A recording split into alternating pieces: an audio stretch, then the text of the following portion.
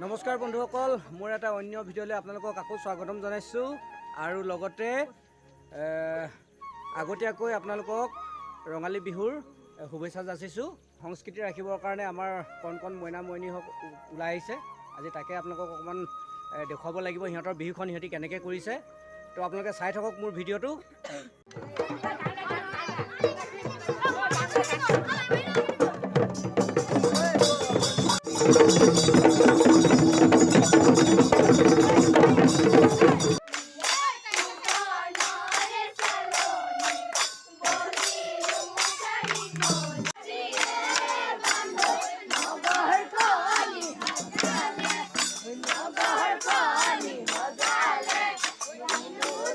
এয়া দেখিছে, এয়া আমাৰ কণ কণ মইনা মইনীসকল।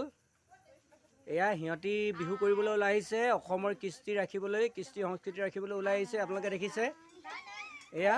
তো আমি তেওঁলোকৰ বিহু দলটোৰ নামটি জানিবলৈ বিচাৰিম। কোৱাচোন তোমালোকৰ বিহু দলটিৰ নামটো কি? আকৌ এবাৰ কি আছিলে? এয়া সিহঁতৰ বিহু দলটিৰ নাম হৈছে গড়গাঁও মন হাঁচতি হুঁচৰি দল। আৰু এতিয়া তোমালোকে পেঁপা কোনে বজায়? পেঁপা বজাই দিয়াচোন কোনোবাই, অকণমান শুনো।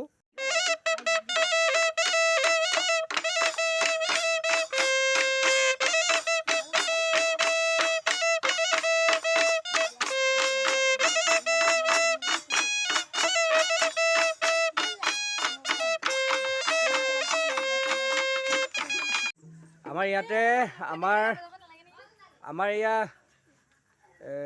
কি আছিলে নামটো তোমাৰ? এয়া কাব্যশ্ৰী আছে, গগনা বজাব। অকণমান গগনাটো বজাই দিয়া।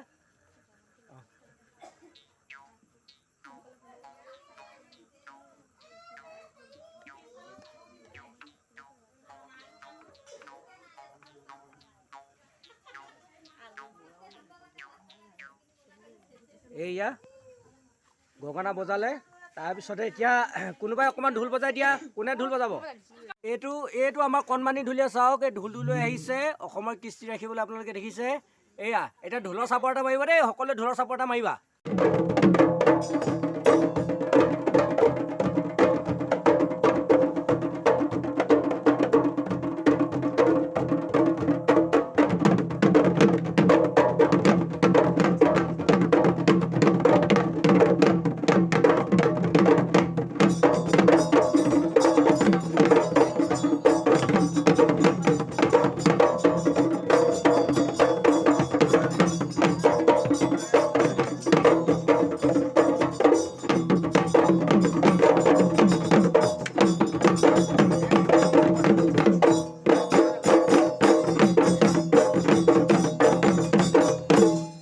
বাঁহী বজাব এই অনুৰাগ বেছ।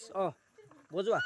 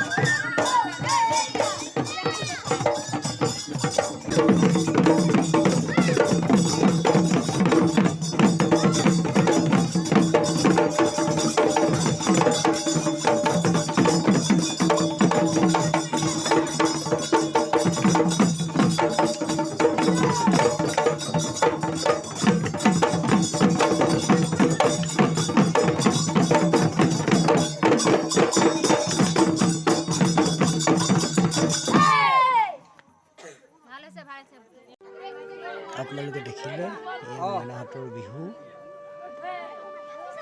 ঢোল পেঁপা গগনা হাতত লৈ সিহঁতি বৰ আগ্ৰহেৰে বিহু কৰিম বুলি ওলাই আহিছে।